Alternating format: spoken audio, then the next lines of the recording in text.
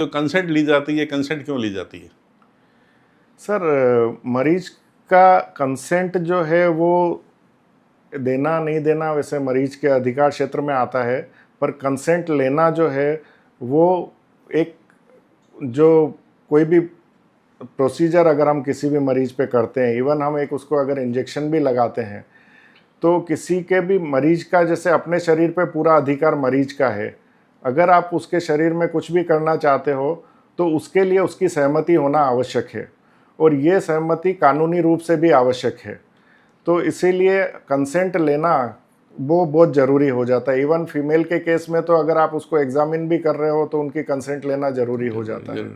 तो कंसेंट लेना एक ज़रूरी प्रक्रिया है ना, और वो कानूनी रूप से बाध्यकारी है, एक तरह से आप ये मान सकते हैं। और वो डॉक्टर के बचाव के साथ साथ मरीज का भी बचाव करता है, क्योंकि कंसेंट में हम सिर्फ ये नहीं लिखवाते कि भाई कुछ भी हो जाएगा तो डॉक्टर की जिम्मेदारी नहीं रहेगी, ऐसा नहीं है।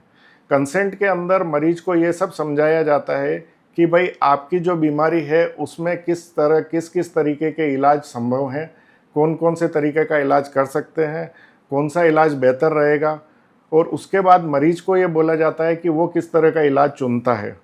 और ये सब समझाने के बाद में लिखित प्रक्रिया में उसको कागज़ पे या जो भी है नोट किया जाता है।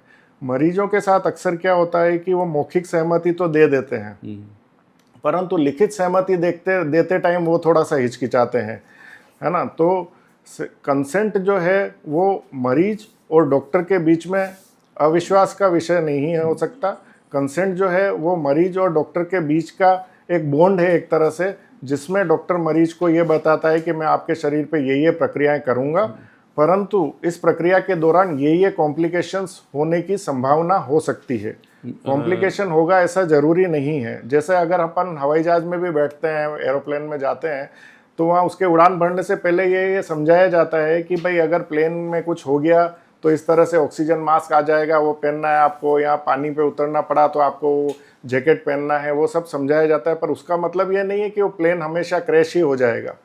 तो वो एक सावधानी रखने के लिए, और उसको चीज़ों में अगर कुछ भी आगे प्रॉब्लम होती है तो उसको एज ए एविडेंस कोर्ट में पेश करने के लिए वो कंसेंट लिया जाता है। तो जहाँ तक मेरा समझ में आया है कि जो कंसेंट होती है वो एक विश्वास का रिश्ता है। बिल्कुल, डॉक्टर और मरीज के बीच में विश्वास का रिश्ता है, और अगर ये विश्वास का रिश्ता जितना मजबूत होगा उतना जो है वो पेशेंट के लिए वो अच्छा रहेगा।